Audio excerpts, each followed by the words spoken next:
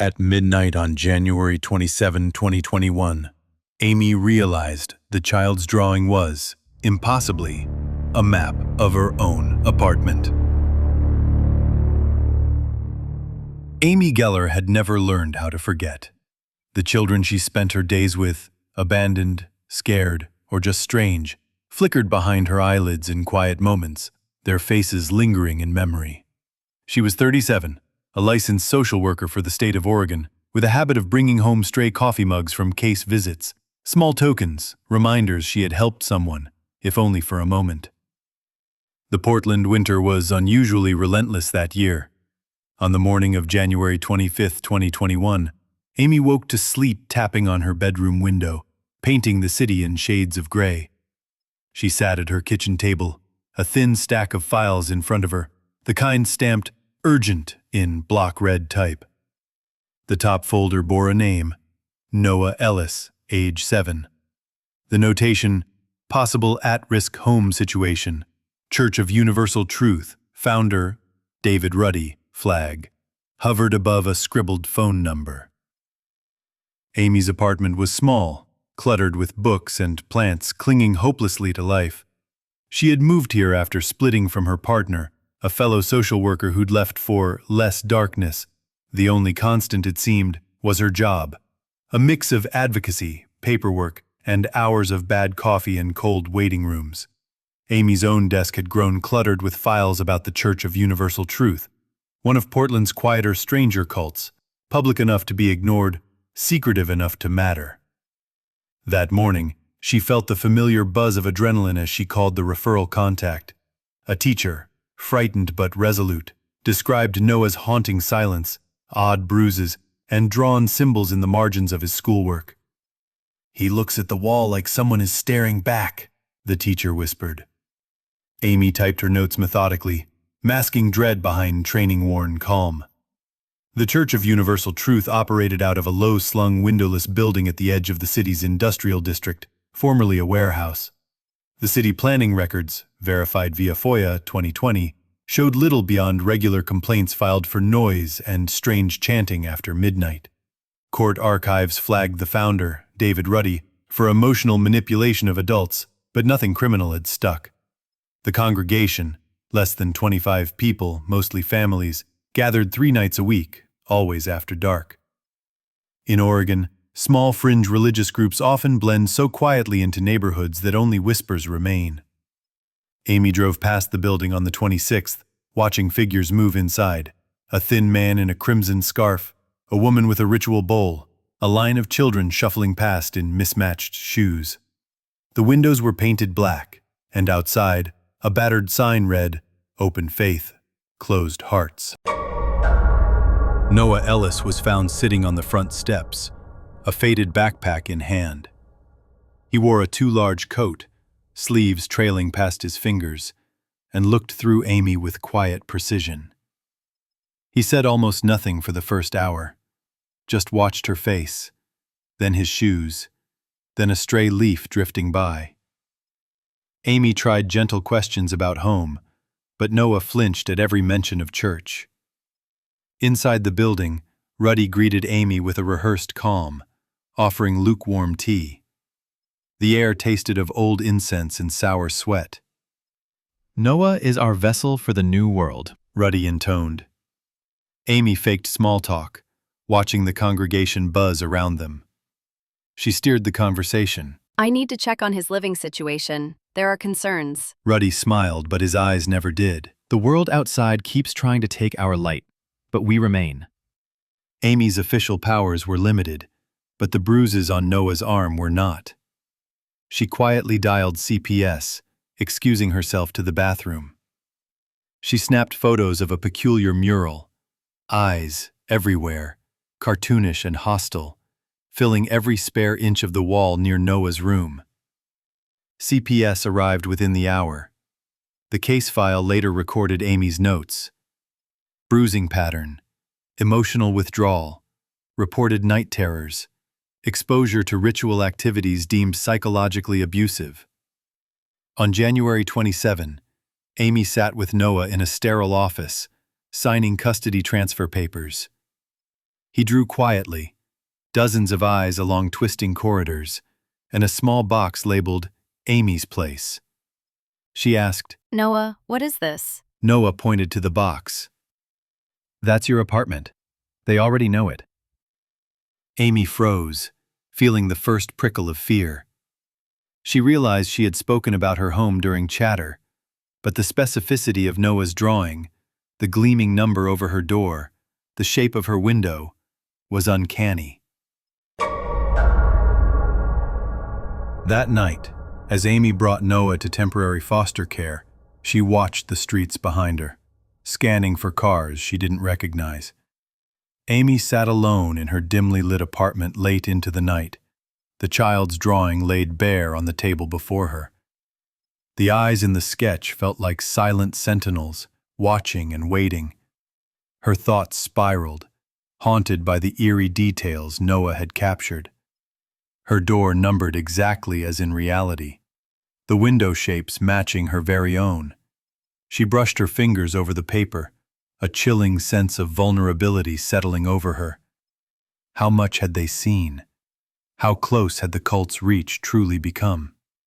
As dawn crept through the blinds, Amy's phone buzzed. It was a message from Carla, a trusted detective who'd been quietly monitoring the Church of Universal Truth for months. The information Carla shared deepened Amy's unease.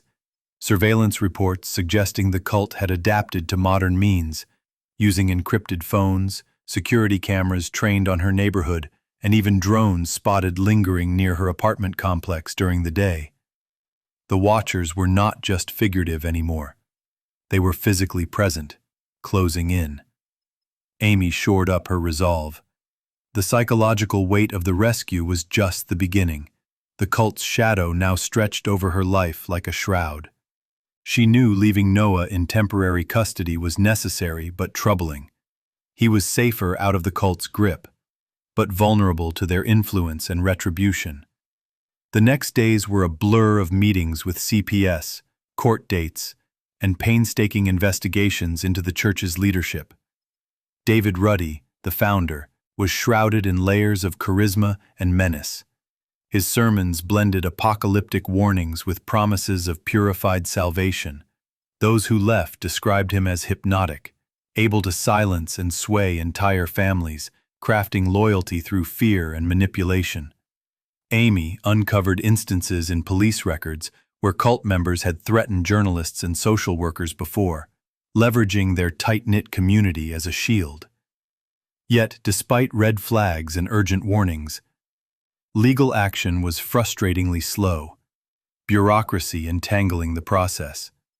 The cult's influence in the city was subtle but embedded, with sympathizers often holding minor civic positions. A breakthrough came during a tense late-night interview with Noah. Amid intermittent silence, he whispered fragments of his life inside the cult, the ritual chants, the constant watchfulness, and the unspoken rule that eyes see everywhere, even when you close yours. His trauma etched itself in every word, every shadowed pause. Amy's heart ached, but her mind sharpened. This was not just about removing a child from danger. It was a battle against an insidious system aimed at erasing individual identity and autonomy. She documented every detail meticulously, preparing for a long fight, one that would stretch beyond Noah's immediate safety. Amy's investigation deepened as the grip of the Church of Universal Truth tightened like a noose around the children and families she sought to protect. She discovered that the cult's surveillance wasn't limited to technology alone. Neighbors spoke in hushed tones of strange visitors reaching her apartment, and unexplained noises that felt like the walls themselves were listening. The cult's reach was insidious, designed to wear down the resolve of anyone who dared intervene. In court, Amy presented her case with unwavering clarity. The bruises, the emotional scars, and Noah's unsettling drawings of eyes everywhere convinced the judge to grant temporary custody to the state. But the real battle was far from over. David Ruddy and his followers remained defiant, painting Amy and the Child Protection Services as aggressors persecuting a peaceful religious group. Amy formed a fragile alliance with Detective Carla, whose own inquiries into the cult uncovered a network of intimidation tactics, members threatening witnesses, manipulating social services reports, and even infiltrating community boards. Every turn brought new challenges that blurred the lines between legal authority and shadowy control. One night, Amy caught a glimpse of a dark figure slipping away down her hallway, someone watching her with an unblinking intensity that froze her in place. The fear was no longer abstract. It was a living, breathing presence in her every step. Yet amid the tension, Amy found moments of profound connection with Noah. In his quiet resilience, she saw a reflection of her own fractured strength, a survivor forging a path through darkness. She knew their journey was just beginning, marked by a haunting question. How do you protect a child from the Watchers when the Watchers might already be inside you? Amy's world narrowed to the relentless task of dismantling the Church of Universal Truth's grip on the children and families ensnared by its shadow. Each new piece of evidence she uncovered was a thread pulling back a darker tapestry of control and fear. The cult's members, once veiled in community pretenses, revealed themselves as agents of manipulation, enforcing obedience through isolation and whispered threats. David Ruddy's influence loomed larger with every conversation Amy had. His sermons, laced with apocalyptic zeal and promises of salvation, were a potent mixture of fear and hope. Parents who had lost their children to his doctrine spoke of shattered families and coded language that turned even the closest bonds into chains. Amy learned that the Church's mantra, "We see with the eyes of the world's watchers," was more than metaphorical. It was a doctrine of surveillance, a psychological web designed to ensnare and silence. Late nights were the hardest. Amy would catch herself glancing over her shoulder, feeling eyes where none should be. One evening, as she reviewed court documents, a soft knock at her apartment door sent a shiver down her spine. No one was there, but just outside, faint footprints in the wet snow traced an uninvited visit. The battle took its toll. Amy's colleagues warned her to step back, citing concerns for her safety.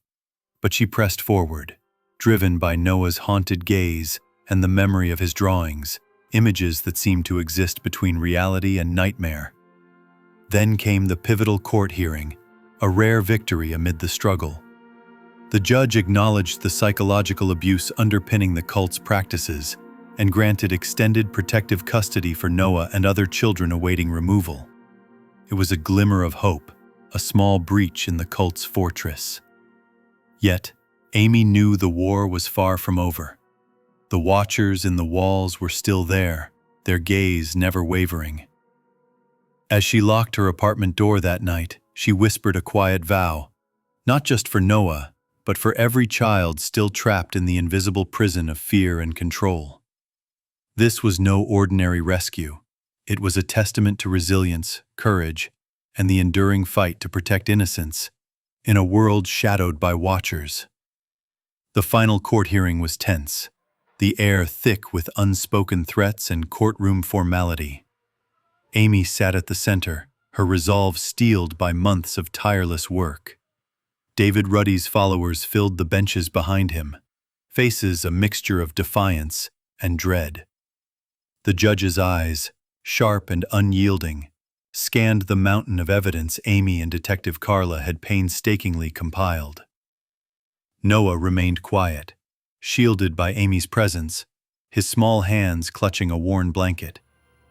The testimony revealed harrowing details. Ritualistic practices aimed at psychological control, the pervasive surveillance the cult used to impose fear, and the physical and emotional scars Noah bore. The drawings he made, once dismissed as childish imagination, now stood as stark evidence of a sinister watchfulness that extended beyond the walls of the cult to Amy's own life. Then came the unexpected twist. During cross-examination, a whistleblower from within the church stepped forward, shaking and terrified, to reveal the cult's internal fractures. This insider disclosed how Ruddy manipulated members through secret surveillance orders, compelled to monitor not only outsiders, but even their own families, as part of an unending cycle of suspicion and fear. The court ruled decisively. Noah and the other children would remain under protective custody, and David Rovsky was to face criminal investigation for psychological abuse and coercion. The Church of Universal Truth was ordered to cease its activities immediately, pending further inquiry. Amy exhaled a breath she hadn't realized she'd been holding. The victory was partial but deeply significant, an acknowledgement of the invisible chains the cult had woven, the lives irrevocably altered by fear. In the immediate aftermath, Amy's own sense of safety remained fragile. The Watchers had not disappeared. Their gaze lingered in the shadows just beyond her vision. Yet she found solace in small victories. Noah's tentative smiles, his drawings now depicting open skies instead of watchful eyes, and the growing support from community groups dedicated to dismantling such cults. The Church of Universal Truth eventually dissolved under legal pressure, but the scars it left behind lingered. Noah entered long-term care with therapists specializing in trauma, slowly reclaiming his childhood. Amy's career took on a new dimension. She became an advocate not only for rescued children, but for systemic reform to identify and intervene in similar cult-like abilities earlier. This story raises a profound question. How do we protect the vulnerable when the threat is not just physical but psychological, woven into the very fabric of their community, and even reaching into the lives of those who intervene? It challenges us to consider the nature of freedom, trust, and the unseen battles fought in the shadows of ordinary life. Don't forget to subscribe to Real Mystery Reports for more strange, dark, and profoundly human stories. New true mysteries every day.